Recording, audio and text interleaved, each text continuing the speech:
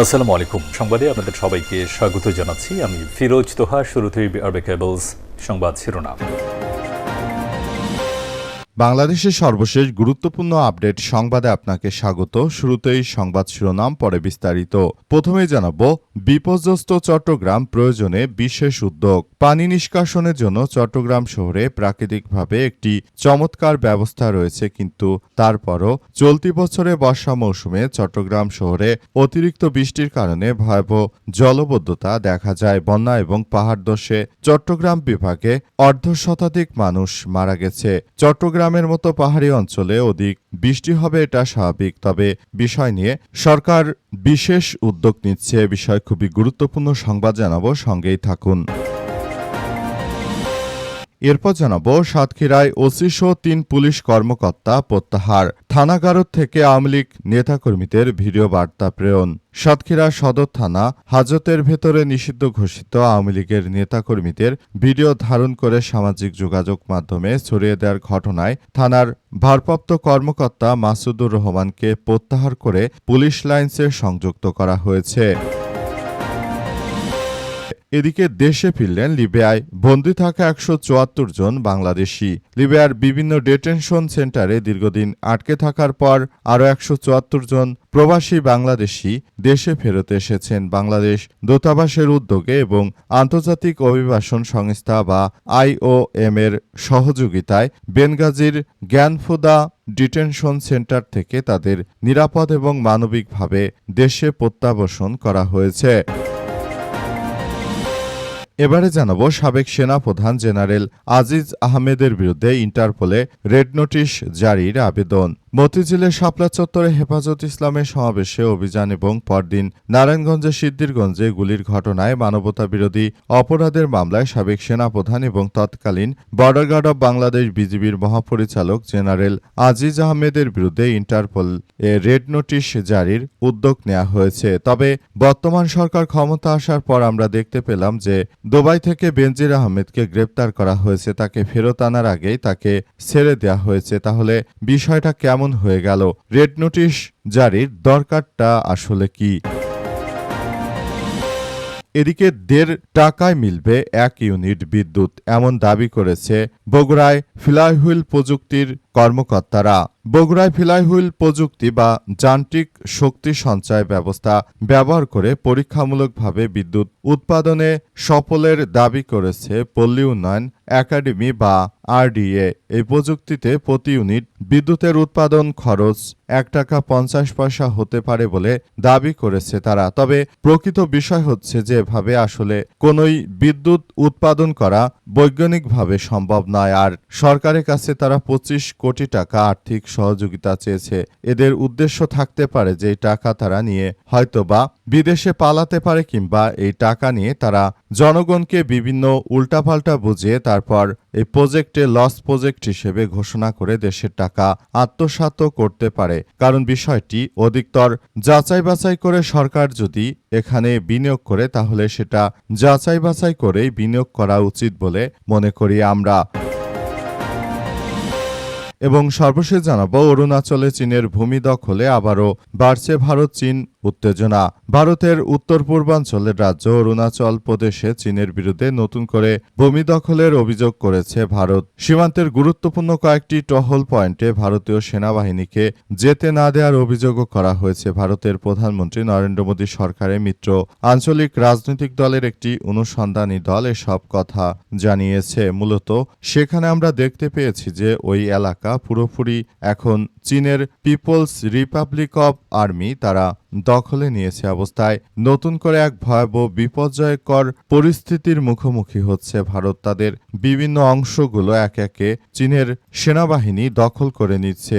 অবস্থায় ভারত আসলে হা করে তাকিয়ে ছাড়া তাদের এই মুহূর্তে আর কোনো কাজ নেই। কারণ তারা চীন এবং পাকিস্তানের সঙ্গে ব্যর্থ। শুধুমাত্র তারা বাংলাদেশের সীমান্তে মানুষ মারতে পারে। কারণ বাংলাদেশ যে নিরীহ, এ কারণে বাংলাদেশিদের হত্যা করাই এই রক্ত পিপাসু নরেন্দ্র মোদীর কাজ। চীনের সঙ্গে তো পারে না, তারা পারে শুধু বাংলাদেশের সঙ্গে। প্রিয় দর্শক, এতক্ষণ শুনছিলেন সংবাদ শিরোনাম, এবারে বিস্তারিত।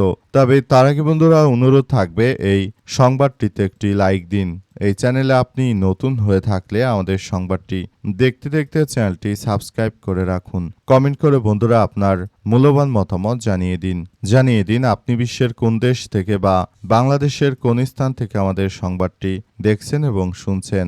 আর বন্ধুরা সংবাদটি আপনার সোশ্যাল মিডিয়া ফেসবুকে শেয়ার করে বন্ধুদের মাঝেও শেয়ার করে দিন। আর বন্ধুরা গাজা যুদ্ধে আপনি যদি নিরীহ ফিলিস্তিনিদের ভালোবেসে থাকেন কমেন্টে ইয়েস লিখে পুরো বিশ্ববাসীকে আমাদের এই তাজা আপডেটটি দেখার সুযোগ করে দিন। আর বন্ধুরা দেখতেই থাকুন আমাদের এই লেটেস্ট আপডেট তাজা সংবাদটি। এবারে বিস্তারিত। বিপর্যস্ত চট্টগ্রাম প্রয়োজন বিশেষ উদ্যোগের। পানি নিষ্কাশনের জন্য চট্টগ্রাম শহর প্রাকৃতিকভাবে একটি চমৎকার ব্যবস্থা রয়েছে, কিন্তু তারপরও চলতি বর্ষা মৌসুমে চট্টগ্রামের বিভিন্ন অঞ্চল বন্যায় প্লাবিত হয়ে যায়। অবস্থায় বর্তমানে চট্টগ্রামে যদি বিশেষ কোনো উদ্যোগ না নেওয়া হয় ভবিষ্যতে বাংলাদেশের চট্টগ্রাম অঞ্চলে সেখানে মূলত অনেক বড় ধরনের কোনো সমস্যার সৃষ্টি হতে পারে। অবস্থায় এখনই আসলে চট্টগ্রাম নিয়ে প্রয়োজন বিশেষ উদ্যোগের। শহরে একটু বৃষ্টি হলেই পানিতে ভরে থাকে। চট্টগ্রাম শহরের অনেক স্থানে ক্ষেত্র বিশেষ 30 মিনিট থেকে 8 ঘন্টা পর্যন্ত জল সেখানে আসলে থেকে যায়, ফলে জলবদ্ধতার সৃষ্টি হয়। 2017 থেকে 20 সাল মেয়াদী সিডিএর জলবদ্ধতা প্রকল্পের কাজ 2026 সালের মে পর্যন্ত 95% শেষ হলো। এর সুফল নগরবাসী কবে পাবে তা অনিশ্চিত। আমাদের পরিচালিত গবেষণা অনুযায়ী এই নগরীর জলবদ্ধতার জন্য মানুষ্য সৃষ্টি কারণ দায়ী 63%। এর মধ্যে রয়েছে অপর্যাপ্ত ড্রেনেজ ব্যবস্থা এবং নিয়মিতভাবে খাল এবং নালা পরিষ্কারের অভাব, অপরিকল্পিত বাঁধ, ব্রিজ, কালভার্ট, সড়ক, পাহাড় কর্তন, পুকুর ও জলাশয় ভরাট সহ বিভিন্ন বিষয়গুলো আসলে দেখা যাচ্ছে। থানার গারদ থেকে আওয়ামী লীগ নেতাদের ভিডিও বার্তা প্রেরণ, সাতক্ষীরার ওসিসহ 3 পুলিশ কর্মকর্তা প্রত্যাহার। সাতক্ষীরা সদর থানা এলাকা থেকে আওয়ামী লীগের নেতাদেরকে ধরার পর তারা থানার গারদ থেকে দেশবাসীর প্রতি বিভিন্ন বার্তা দিয়েছিলেন এবং সেগুলো ভিডিও করে বাইরে প্রচার করার ঘটনায় সেখানে এই কর্মকর্তাদের বরখাস্তের ঘটনা ঘটে। দায়িত্বশীল জায়গা থেকে তারা যেই ধরনের কার্যক্রমের সঙ্গে জড়িত থাকছে এটি আসলে কোনোভাবেই গ্রহণযোগ্য নয় বলে মনে করছে এবং এই ঘটনার মধ্য দিয়ে নতুন করে আবার এক ভয়াবহ বিপর্যয়কর পরিস্থিতি সৃষ্টি হয়। এই বিপর্যয়কর পরিস্থিতির মধ্য দিয়ে সবাইকে আরো বেশি সজাগ দৃষ্টি রাখার কথা বলা হয়েছে। সবাইকে আরো বলা হয়েছে যে এই ধরনের ঘটনা আর না ঘটুক সেই প্রত্যাশা সবার, এবং আমরা মনে করি এই ধরনের ঘটনাগুলো আমাদের সবার জন্য খুবই এক ভয়াবহ বিপর্যয়কর পরিস্থিতি সৃষ্টি করবে। সুতরাং এ কারণে পুলিশের ওই ঊর্ধ্বতন কর্মকর্তাদেরকে বহিষ্কার করা হয়েছে, যাতে করে ভবিষ্যতে আর কেউ দায়িত্বপূর্ণ জায়গা থেকে এই ধরনের কোনো কার্যক্রম না করতে পারে সেই বিষয়টি খুবই দেখভাল করা হচ্ছে।